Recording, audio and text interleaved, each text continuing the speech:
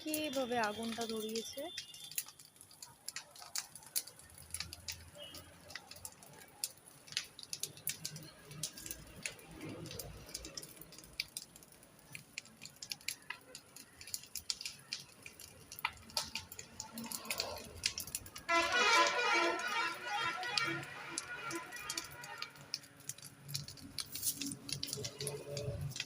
কিভাবে আগুন জ্বলছে।